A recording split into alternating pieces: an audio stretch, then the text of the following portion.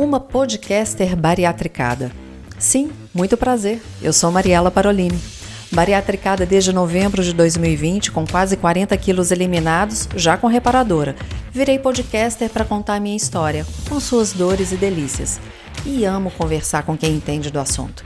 Tanto com profissionais incríveis, quanto com amigos de grampo. Afinal, somos uma comunidade no bariátrica.club. Aqui é de uma bariatricada para bariatricados. Só que longe de gordofobia, sem bariátricofobia e nunca será uma apologia à cirurgia bariátrica.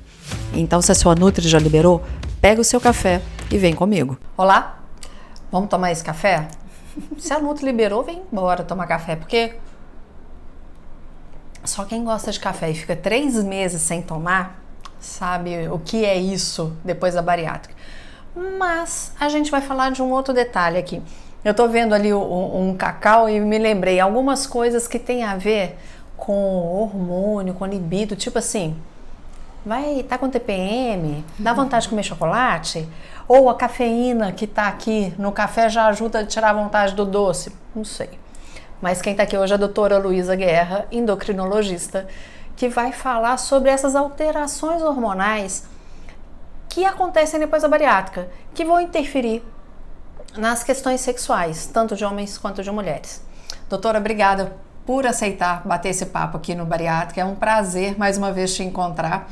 Para quem acompanha, viu que ela participou do último Meetup lá na Odontologia Belvedere. Com a Sofia. Com a Sofia. Agora, por favor, se apresenta para que as pessoas possam te conhecer, para que a gente converse um pouco mais sobre essa área de hormônios que é tão borbulhante pós-bariátrica. Isso mesmo. Então, como a Mariela falou, meu nome é Luísa, eu fiz faculdade aqui em Belo Horizonte, nas Ciências Médicas, me formei em 2009, fiz clínica médica, endocrinologia e a área especificamente da obesidade é uma grande paixão desde a residência.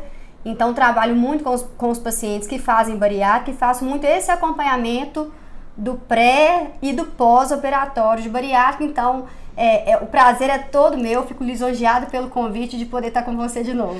Olha, foi tão gostoso aquele nosso papo lá, e a gente vai começar por um assunto que a gente abordou lá. Por que o bariátrico vai precisar de um tratamento endocrinológico sendo que ele emagreceu? E eu fiquei até impressionada aquele dia, né, que muita gente fala, nunca não mais precisa, foi, né? Nunca mais, meu Deus, não abandonem a endocrinologia. Mas é porque é tão traumatizante pra gente. E é muito triste a gente, como profissional da área de saúde, teoricamente, né, a especialidade que estaria mais capacitada a cuidar da obesidade de forma séria, acolhedora, a gente talvez não esteja fazendo isso da forma correta, né? O pós-operatório, ele é uma questão muito complexa. A gente não pode superficializar o que acontece num corpo após a bariátrica. Então, assim, a gente faz vários acompanhamentos, principalmente aí a parte de controle nutricional, do controle das vitaminas, das reposições que devem ser feitas preventivamente ou não. A gente acompanha a questão do emagrecimento e do reganho de peso também, que é uma realidade. E a gente sabe que existe um medo exagerado, a gente até conversou um pouco disso aqui antes de começar esse papo. Tudo isso tá dentro da endocrinologia depois da bariátrica. A gente sabe que a obesidade é uma condição crônica e que vai merecer um cuidado independentemente se ele fez cirurgia. A cirurgia é uma etapa de um tratamento que deve ser contínuo e crônico. Então a gente tem que estar junto com o paciente sempre, para definir todos os tipos de tratamento a serem feitos depois da bariátrica também. Então, quando a gente vem para o endócrino depois de uma bariátrica, é diferente do que antes, porque a gente, quando vinha, é na tentativa de emagrecer. Sim. Somos pessoas com obesidade tentando emagrecer.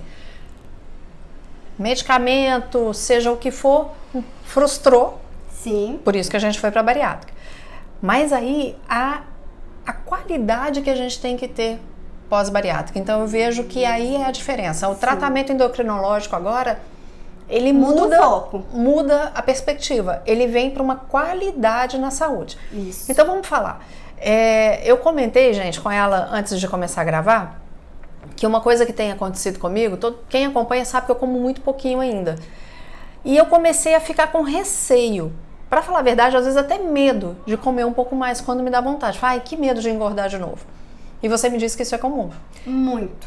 Então, eu já marquei, eu vou consultar com ela, porque se bobear até depois dessa gravação.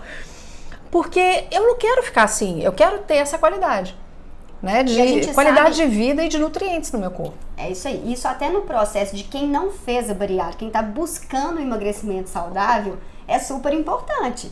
Eu falo que assim, a gente não deve orientar dietas mega restritivas porque o paciente ele vai perder massa muscular. Sim. Que é uma das coisas que a gente sabe que acontece no pós-operado de bariátrica. Nessa perda aí em média de 30% do peso antes da bariátrica, ele não vai ser só de massa gorda. Ele vai carregar consigo massa muscular. Deixa eu fazer e a gente tem que tentar minimizar. Aqui. Eu pesava 95,700. Hoje varia de 59 a 61 o meu peso. 9 vezes 3, 27, é isso mesmo. Já tá nos 30%. É o que eu emagreci. Então, e eu tô achando ótimo.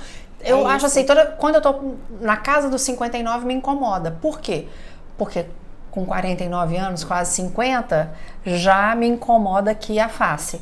A gente sabe, Mariana, que depois que a gente chega no nadir, que a gente chama, que é o seu menor peso depois da bariátrica, existe uma recuperação muito fisiológica, que não é definida como reganho, tá? Então, assim, cheguei no mínimo de 59, é muito esperado que você ganhe de 5 a 6 quilos. Não, obrigada. Depois de chegar nesse mínimo. Não, tá? Obrigada, eu quero... Mas é bom a gente orientar isso, porque igual você falou, existe um medo excessivo, um pânico quase, do ganho de peso depois da bariátrica. E às vezes o paciente ele fica muito angustiado com um reganho que é previsto, tá? Então assim, esse ganho de 10% ele não é considerado como reganho. E é importante que a gente saiba que isso é fisiológico, é uma adaptação depois de chegar num peso mínimo. Tá, mas se eu mantiver só nesses dois, eu posso garantir esses dois e tirar esses 5, 6? Pode, claro. Então, obrigada. Então, porque eu não quero, não. A questão toda, que eu falo que assim, a gente não é acostumado, que a questão da bioimpedância, que a gente estava conversando também, de fazer avaliações de composição corporal. Porque se você me falar assim, Luísa, eu tô com 59 agora, eu ganhei 3 quilos, mas isso é de músculo? Aí tudo Será bem. que a gente não deve comemorar? Aí ok. Aí eu Só concordo. que a gente não comemora muitas vezes, a gente não vê isso acontecendo. Muitos pacientes, eles acham que quanto menos peso eles tiverem, melhor. E não tem essa atenção para a questão da qualidade da composição corporal, se eu estou conseguindo manter uma massa muscular bacana. Tá, então vamos lá, vamos começar. Até encostar aqui. Com relação, então, o que isso pode... Isso interfere diretamente na libido ou não? Na libido especificamente não, mas a gente sabe, por exemplo, que no medo do reganho, a gente sabe que a nossa taxa metabólica basal, que é o tanto de calorias que eu gasto no meu dia para eu me manter, então, independentemente da atividade física, eu gasto caloria para fazer digestão, para respirar, para o coração bater. Essa taxa metabólica basal, uma das coisas que mais interfere é o tanto que eu tenho de músculo. Então, se eu me permito diminuir muito massa muscular, eu vou ficar com o metabolismo pior. Que é aquela coisa que a gente sempre ouve. Se eu vou fazer musculação, mesmo que quando eu saio da musculação, eu gasto energia para o meu músculo manter. Sim. É e isso. Se você cria mais músculo, você vai gastar independentemente se você está treinando. Não é o gasto do treino, é sua taxa metabólica basal. E isso é muito importante porque a gente não tem nenhuma medicação, nenhuma estratégia a não ser o ganho de massa muscular para melhora de metabolismo. Que é uma coisa que a gente vê muito pessoal falando, toma chá verde, come gengibre. De fato, assim, a gente pode ter um pequeno aumento com essas estratégias naturais, mas é muito pouco. Então, o que mais ajuda cronicamente eu ter um metabolismo melhor é eu construir massa muscular. Então então musculação acabou. Não tem jeito, Mariela, vai. Volta. Na verdade, assim, nos guidelines, o maior guideline que a gente tem, né, que é o consenso de acompanhamento no pós-operado, ele pede para o paciente, para ele manter o peso perdido, fazer 300 minutos por semana de atividade física, sendo 2 a 3 dias de atividades de resistência muscular. E é engraçado, porque antes a cabeça era o quê? Cardio, cardio, cardio, cardio, cardio, cardio. E não tá certo também, porque no processo de emagrecimento a gente tem que ter essa mesma visão. O bariátrico, ele tem uma redução de peso mais exuberante, mas essa estratégia de poupar massa muscular deve ser feito em qualquer tipo de emagrecimento saudável. Então, assim, um dos pontos chaves, além da atividade física, igual a gente comentou, é a questão, estou comendo tanto de proteína que eu quero? Que eu preciso, na verdade, né? Então, nesses protocolos de acompanhamento, o paciente ele deve comer isso até assim, no curto prazo, a gente tem que tentar atingir de 1 a 1,5 gramas por quilo de peso por dia. Ou seja, se eu tenho 60 quilos, eu tenho que comer de 60 a 90 gramas de proteína no meu dia para eu diminuir a chance de eu perder massa muscular. E aí eu entro numa outra questão. Eu, por exemplo, na hora do meu almoço, eu como a proteína, eu como a carne, mas hoje pesa muito fácil, então eu prefiro a salada. E é um problema. Então, por isso que a parte da nutrição, ela é fundamental.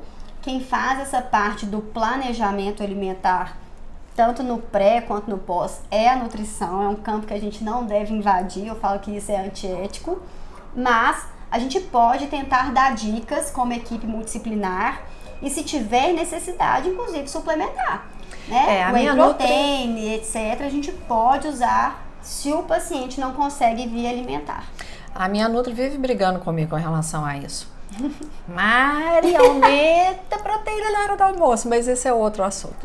Agora vamos então, a gente vai fazer uma pausa para ir para o próximo bloco, porque a gente vai entrar na questão da alteração hormonal e a questão da libido. A gente já volta, só um instante.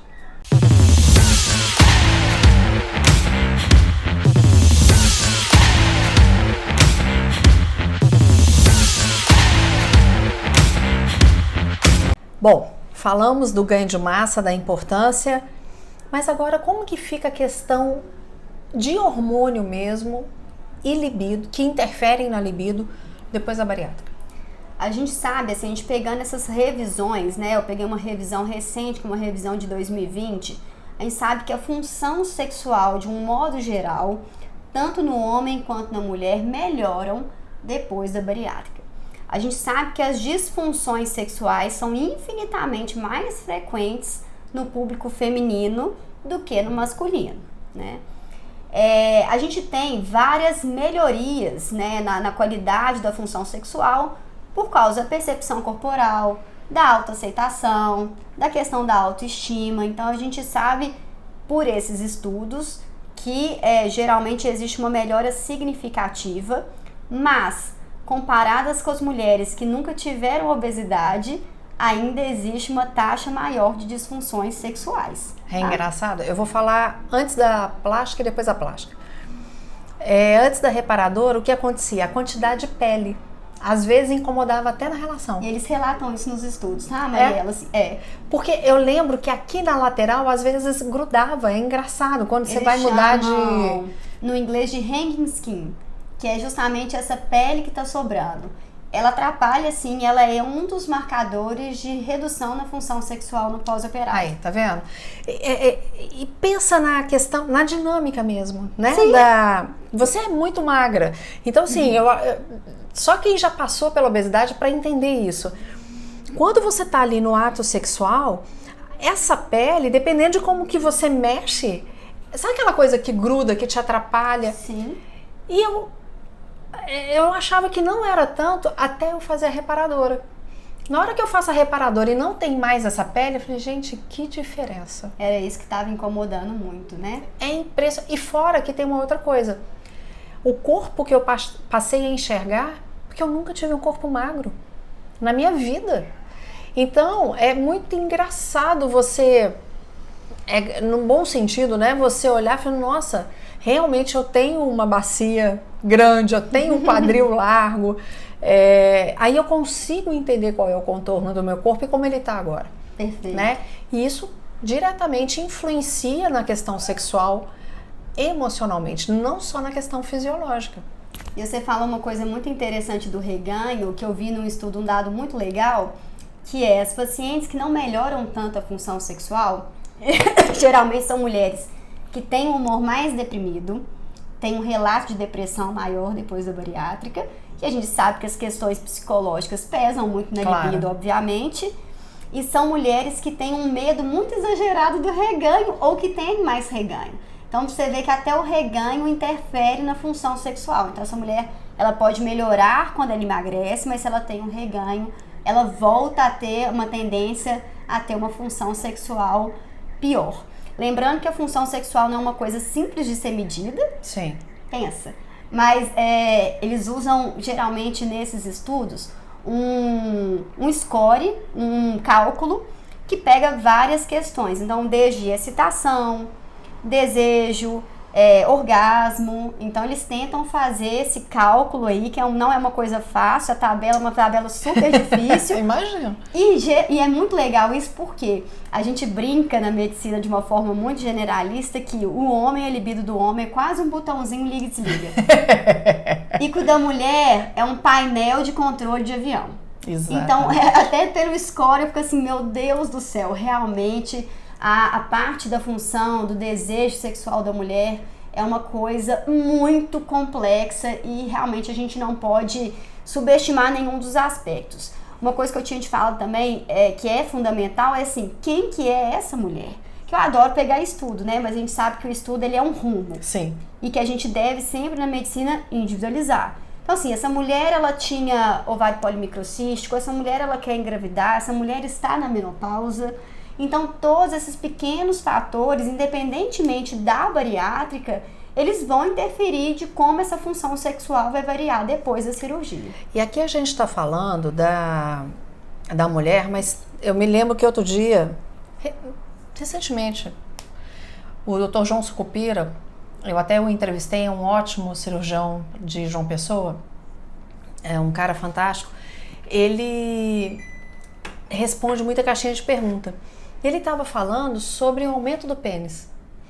Que alguém perguntou a ele, falou, gente, Sim. o que acontece? Diminui a gordura. Então, começa a realçar. Então, a sensação que o homem tem é que houve um aumento peniano.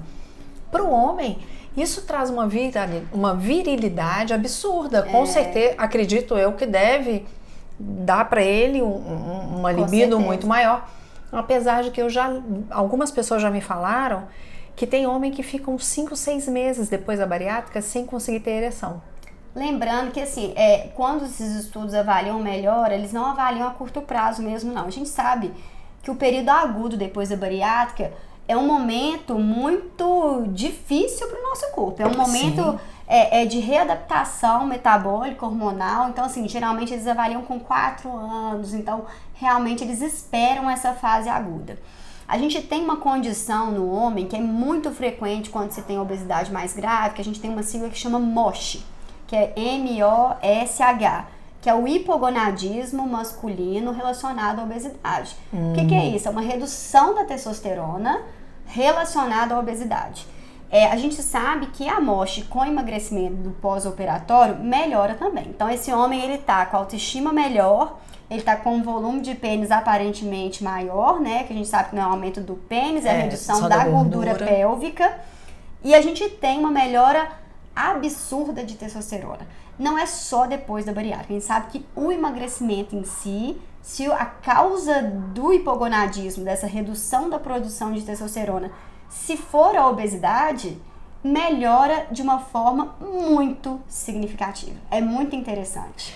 Então vamos lá, a gente entende que há uma melhora hormonal, tanto no homem quanto na mulher, em função do emagrecimento. Eu acho que eu cheguei a comentar com você, já falei em vários podcasts aqui, meu marido falou que o meu cheiro voltou de quando a gente namorava. E eu fui conversar isso com o meu cirurgião, ele falou, claro,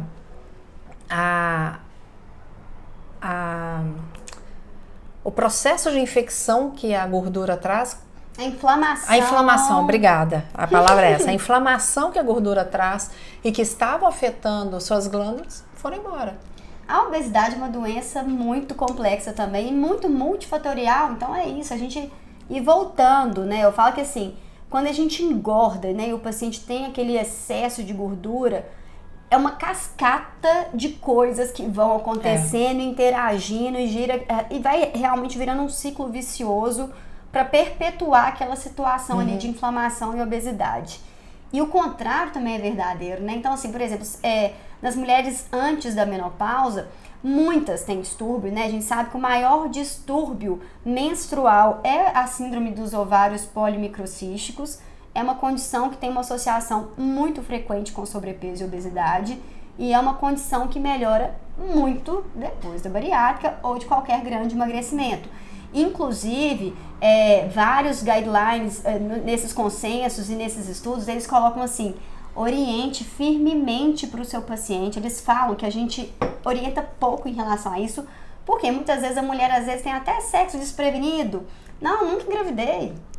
Minha fertilidade nunca foi boa. E depois a bariátrica melhora a fertilidade muito. É isso que eu quero falar no próximo bloco, tanto sobre a fertilidade quanto a menopausa. Só pra gente encerrar então esse bloco, eu queria falar o seguinte: há uma mudança, um ganho na qualidade hormonal, tanto para homens quanto mulheres, e teoricamente a libido deveria melhorar. Essa é a teoria. Sim. Só que a gente sabe que há aspectos emocionais que precisam ser tratados com a bariátrica. Uma delas, a gente se reconhecer nesse novo corpo. Com certeza. Né? Porque esse novo corpo, esse prazer que vem com isso, tem que começar aqui. Tanto que no último episódio do podcast, foi com a Ariane Marques, que é uma sexóloga, eu gravei 2 seguidos com sexólogas. E sempre falo, o sexo começa na mente. Começa. O orgasmo vai começar na mente. Sim. Então, se a mente não estiver bacana, não adianta hormônio que ali vai travar. O corpo pode até começar a funcionar, mas alguma coisa ali vai impedir.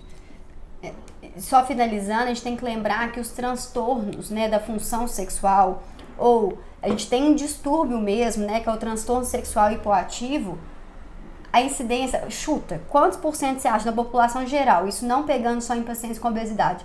Chuta um número de mulheres que têm o desejo sexual hipoativo. Hipoativo quer dizer baixo, gente. 70? 35%. Eu fui demais, né? Foi demais, tá doido. Senão nós vamos ter que realmente tratar muita gente. Mas assim, é uma quantidade muito grande. Dados dos Estados Unidos colocam 50% das mulheres. Mas o dado que eu vi aqui do Brasil, 35% das mulheres acreditam que a função sexual dela seja ruim. E que isso seja um transtorno. Eu vou te falar uma coisa. Talvez, pelo que eu converso, e olha que eu converso desde jovem eu acho que esse percentual é maior. Pode ser. Algumas pessoas é um tabu, né, Mariela? Estão tendo uma vida sexual, mas assim, não é com tanto prazer. Mas não vamos entrar nesses detalhes. Então, continuamos falando aqui que tem que trabalhar a mente. Por isso que terapia é fundamental no pós-bariátrica. E se for necessário o tratamento psiquiátrico também, né? Com certeza. Mas a gente vai falar agora no próximo bloco sobre como fica a questão hormonal, tanto para engravidar quanto para quem está na menopausa. Eu, por exemplo, eu acho que eu estou chegando na minha. A gente já volta.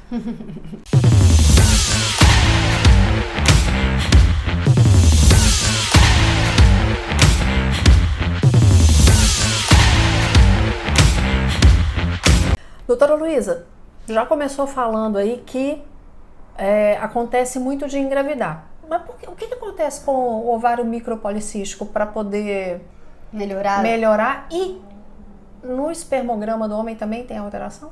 Com certeza. Então a MOSH, né, que é aquela sigla que é esse hipogonadismo masculino relacionado à obesidade, você piora o espermograma e você melhora depois do emagrecimento. Então, o estímulo, né, para a produção de espermatozoide nos homens é muito semelhante ao estímulo de produção de testosterona. Geralmente, essas coisas caminham juntas, tá? A questão do ovário polimicrocístico, ela é uma doença também, como a obesidade, multifatorial e muito complexa, mas a resistência à insulina faz com que a gente tenha dificuldade na ovulação. Nossa, então, eu lembro que isso me arrepiava toda vez que eu ouvia. Você tem, como que chama? Síndrome metabólica. Assim, é muito legal a síndrome metabólica, ao meu ver, porque hoje mesmo eu atendi um paciente que, nossa, Luiz, eu tenho isso. Eu falei, tá bom, é um tanto de coisa. E aí, qual vai ser o tratamento de todas essas coisas?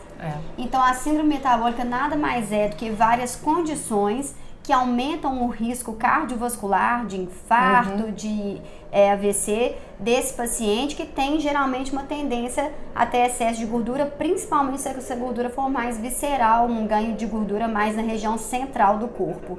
Então, o ovário polimicrocístico tem tudo a ver com isso. Então, as mulheres, é realmente o distúrbio menstrual mais comum na mulher em idade reprodutiva, a maior causa de infertilidade.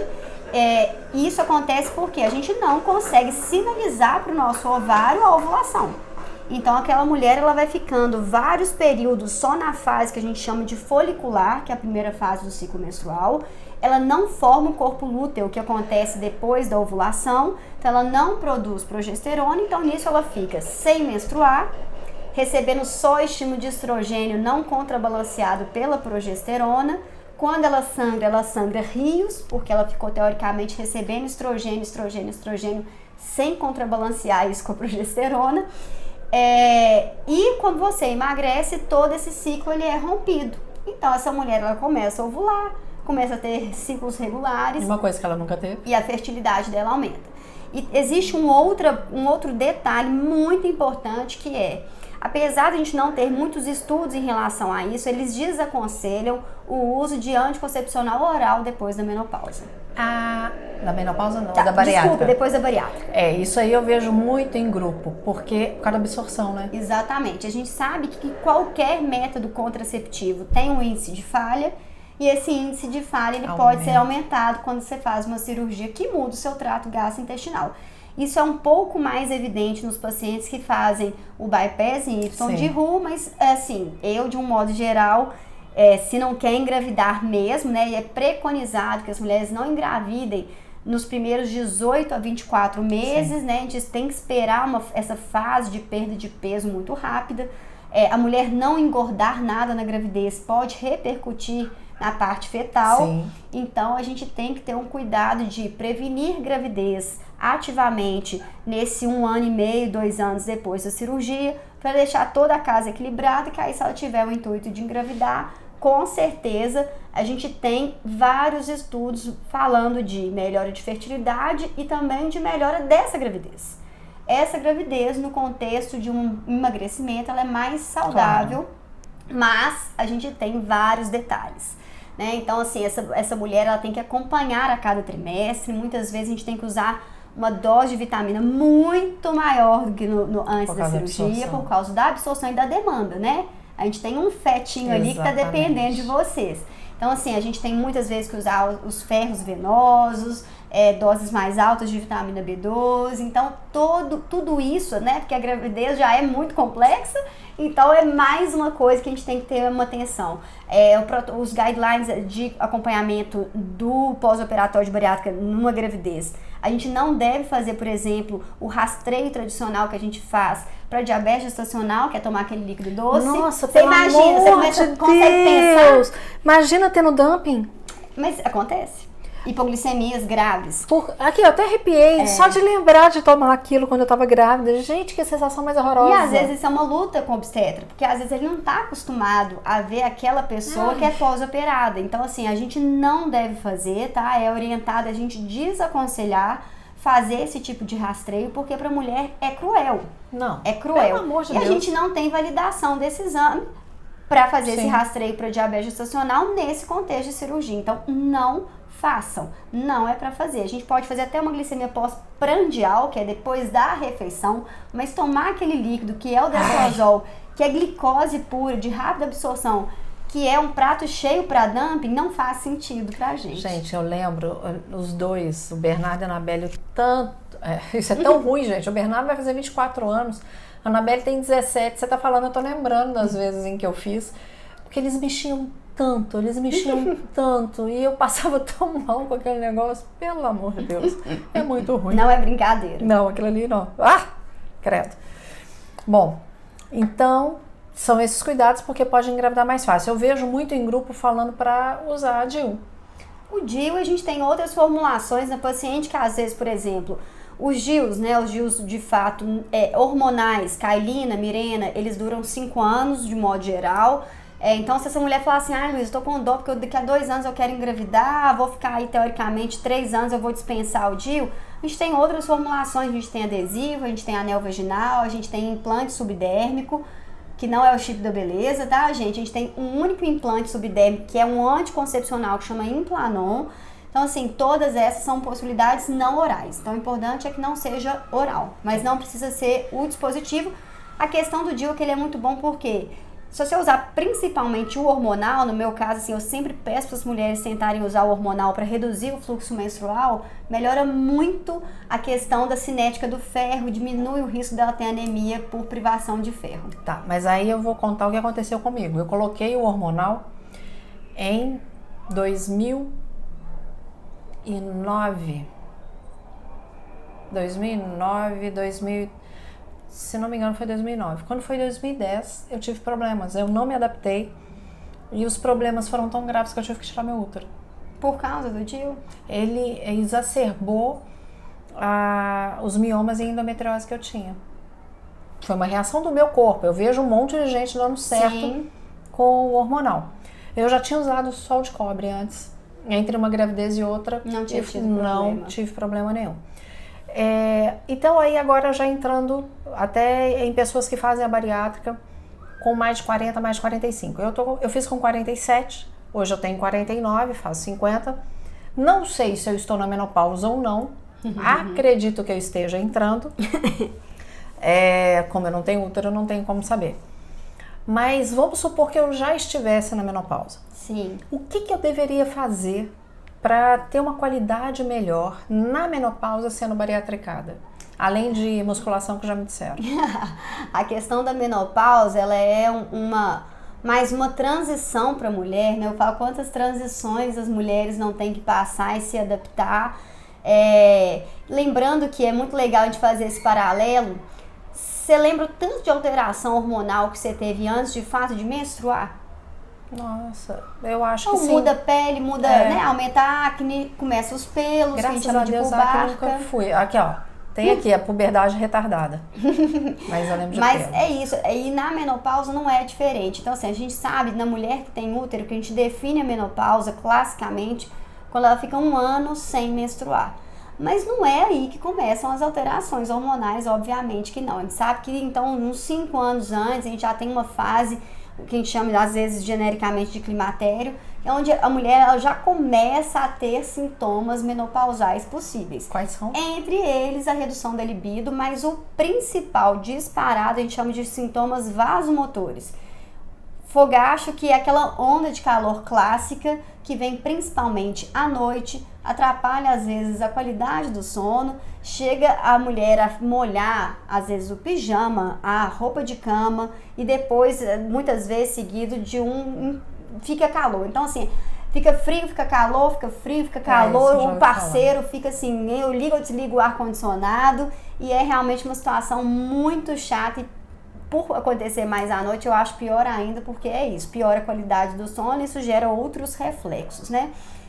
Outros sintomas também que são muito frequentes são os sintomas urogenitais, então o ressecamento vaginal, a redução da lubrificação, a infecção urinária de repetição, tudo isso são sintomas menopausais que podem ser melhorados com a reposição se aquela mulher ela está tendo um impacto da qualidade de vida. Então assim, só por eu ser uma mulher na pós-menopausa que fiz bariátrica, eu tenho que fazer reposição hormonal? Não. A gente sempre define o tratamento da menopausa se há impacto de qualidade de vida. Então, esse fogacho me incomoda, minha redução de libido está causando um transtorno. Então, se essa paciente tem essas questões, deve ser cogitado a avaliação de reposição hormonal. Lembrando que na mulher o principal hormônio sexual é o estrogênio. Então, classicamente, a gente repõe o estrogênio. Na mulher que tem útero, a gente tem que contrabalancear ele com progesterona. E na mulher que não tem útero, como é o seu caso, a gente teoricamente otimiza só o estrogênio.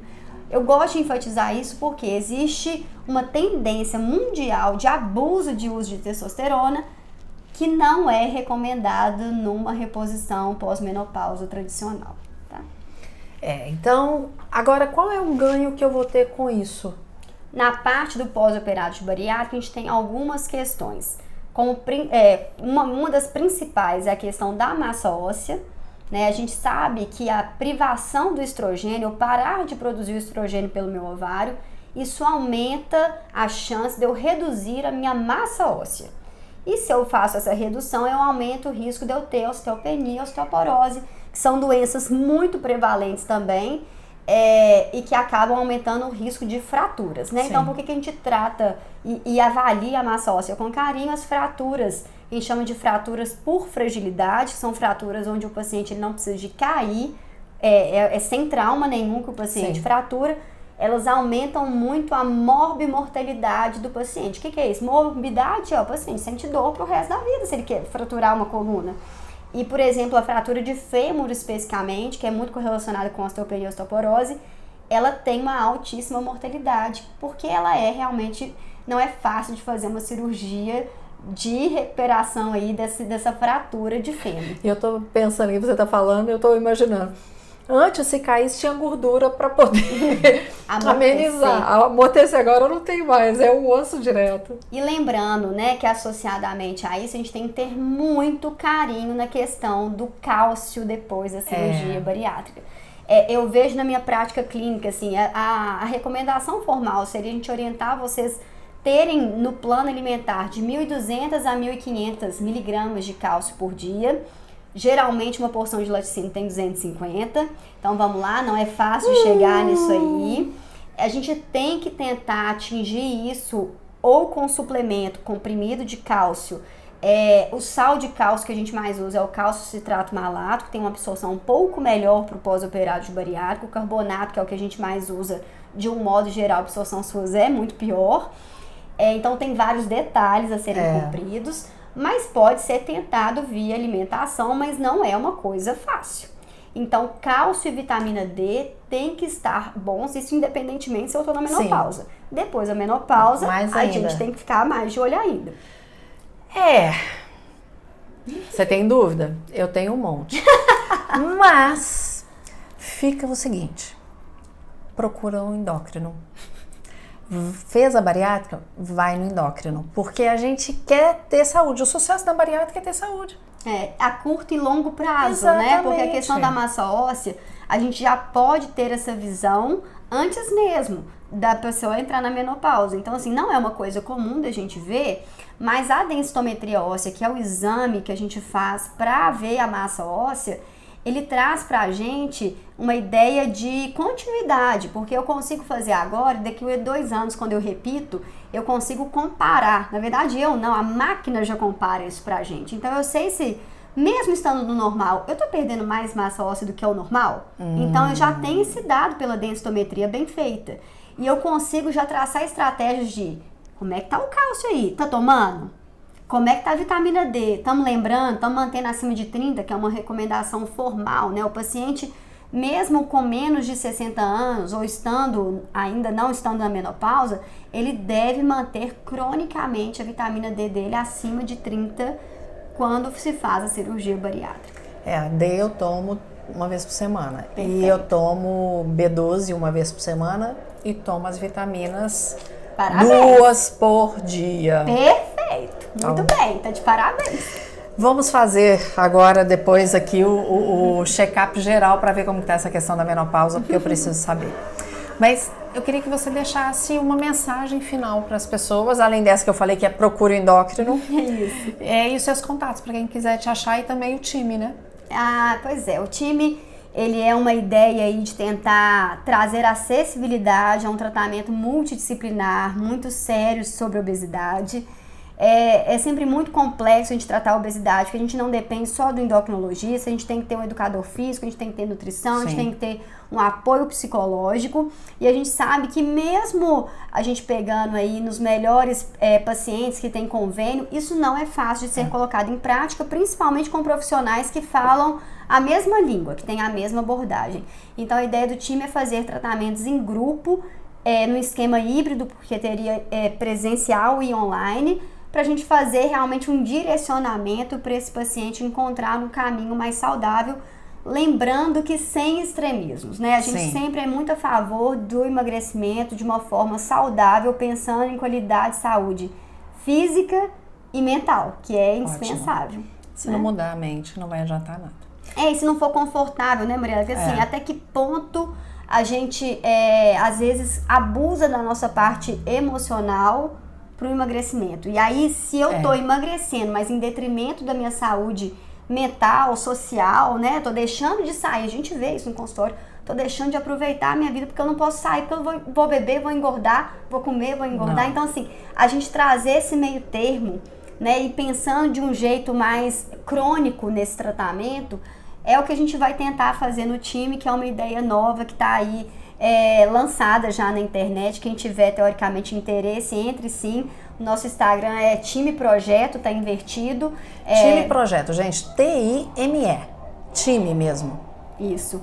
E de mensagem final é isso, assim, eu sou apaixonada pelo tratamento acolhedor da obesidade. A obesidade é uma doença muito estigmatizante, muito difícil para quem a vivencia. Igual você falou, eu nunca vivenciei a obesidade, então eu tento o tempo inteiro ter essa empatia com os pacientes. É um grande desafio no consultório. A bariátrica, ela vem trazendo às vezes uma facilidade, mas não deixa de ser complexo. Então, realmente a gente tem que ter um grupo multidisciplinar sempre apoiando esse paciente a ter para o resto da vida dele essa qualidade de saúde.